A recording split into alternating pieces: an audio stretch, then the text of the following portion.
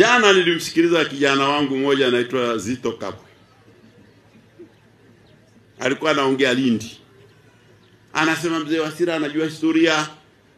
Kwa nini anabishana Chadema badala ya kuzungumza? Mimi niliwaambia tuzungumze. Tundu Lissu akasema watatupotezea muda. Sasa mtu ana muda wake na hataki upotee. Wewe umlazimishe kupoteza muda wake wa nini?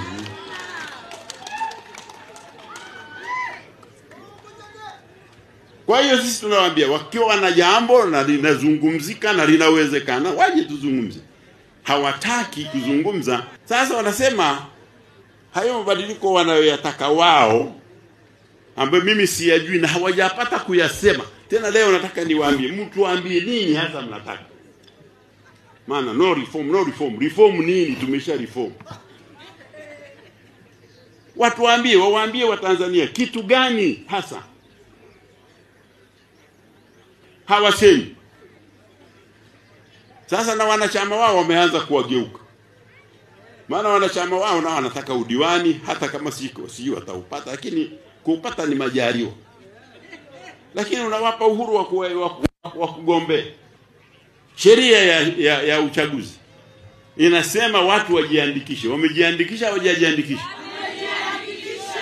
Na huo ni uchaguzi, ndio mwanzo unavyoanza. Ukishajiandikisha ndio uchaguzi umeanza, au sio? Ndio. Sasa unauzuia, mbona hukuzuia kujiandikisha? Na Chadema mawakala wao walikuwa kwenye vituo. Wanatazama nani anajiandikisha. Sasa walienda kwenye vituo kutafuta nini kama haupo? Hakuna hoja. Unajua kama huna hoja, unaweza ukapiga kelele tu. Na kelele haiwezi kuwa hoja. Unajisemea tu mama.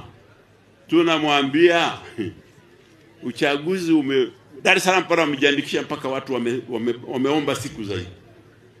Maana yake wako tayari kwenda kupiga kura. Huku walishajiandikisha siku nyingi.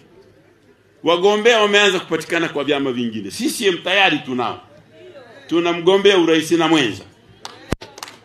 Na baada ya miezi mitatu ijayo tutaanza kupata wagombea wa ubunge kwa kufuata utaratibu niliokwisha waeleza.